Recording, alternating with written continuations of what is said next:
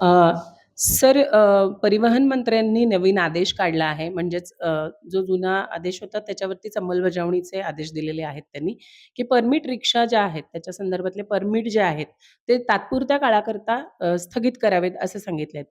तर याबद्दल आपण काय सांगाल? ती अंमलबजावणी आपल्याकडे कधीपासून होणार आहे? कशी होणार आहे?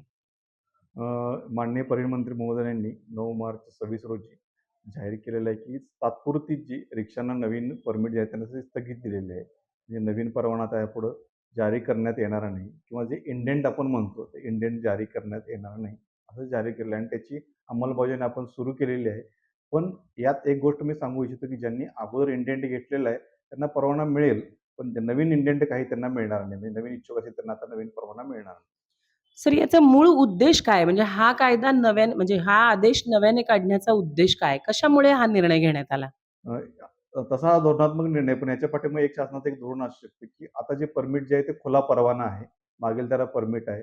शासन त्याचा रिव्ह्यू घेते. म्हणजे जे लोकसंख्येच्या प्रमाणात म्हणजे फॉर एक्झाम्पल सोलापूर जिल्ह्याची लोकसंख्या आहे, त्याच प्रमाणात रिक्षांची संख्या आहे की नाही याचं शासन आकडेवारी मागून घेते आणि त्यानुसार शासन धोरण ठरवते, की म्हणजे रिक्षाची संख्या लोकसंख्येच्या प्रमाणात आहे किंवा नाही. त्या अनुषंगानं वाहतूक कोंडी होते किंवा नाही किंवा जास्तीत जास्त नागरिकांना सुलभ आणि चांगल्या सुरक्षित सेवा कशा देता येईल या दृष्टीने शासन विचार करते. त्यामुळे ही तात्पुरती स्थगिती दिलेली आहे. म्हणजे वाहनांची गर्दी आहे हे मान्य आहे आणि त्यानुसार लोकांना, नागरिकांना सुरक्षितता देण्याच्या उद्देशाने हे करण्यात आलेलं आहे. हो, म्हणजे यात मी एक गोष्ट बोलू इच्छितो, की नागरिकांच्या वारंवार तक्रारी किंवा अडचणी या शासनाच्या समोर आलेल्या आहेत. त्यामुळे वाहतूक कोंडी वाढते किंवा नागरिकांना जास्तीत जास्त सुलभ आणि चांगली व्यवस्था कशी देता येईल ह्या दृष्टीने शासन प्रयत्न करत आहे. सर आपल्याकडे साधारणपणे किती रिक्षा रस्त्यावर धावतात? साधारणतः आपण जर प्रादेशिक परवान्याकडे सोलापूरच्या यात बघितलं तर साधारणतः 16,000 च्या आसपास आपण परमिट आता परवाना आहेत धावतात रस्त्यावर. अच्छा, म्हणजे पण मग लोकसंख्येच्या तुलनेने आपल्याकडे रिक्षा जास्त आहेत का योग्य आहेत? अ, तसं सांगता येणार नाही. कारण कसं आहे, हे ठरवण्याचं धोरण हे शासन ठरवेल ह्यात. कारण शासनानं खुले केलेलं आहे. आपण तसं सांगू शकत नाही. अच्छा, मग आता परमिट देण्याचं काम हे तात्पुरत्या स्वरूपात तरी थांबलेलं आहे. बरोबर. तात्पुरत्या स्वरूपात नवीन इंडेंट आपण देत नाही. तात्पुरतं थांबलेलं आहे. मग याच्या संदर्भात तुमच्याकडे संघटना किंवा मग इतर लोक तक्रार घेऊन येतील, तेव्हा तुम्ही त्यांना काय सांगणार आहात? यात मी एक सांगू इच्छितो, की संघटना सुद्धा याबाबत आग्रही होत आहे, की जो खुला परवाना जो आहे तो तात्पुरता थांबवून न्यावा. कारण रिक्षा हे उदरनिर्वाहाचं साधन आहे आणि त्यांच्याकडनं सुद्धा अशी मागणी होती, की खुला परवाने थांबले पाहिजेत. याबाबतीत तुम्ही नवीन येऊ घातलेले जे काही ड्रायव्हर असतील रिक्षाचे, तर ते रोजगार म्हणून याच्याकडे पाहायचे, तर त्या लोकांसाठी तुम्ही काय आवाहन कराल किंवा काय संदेश द्याल?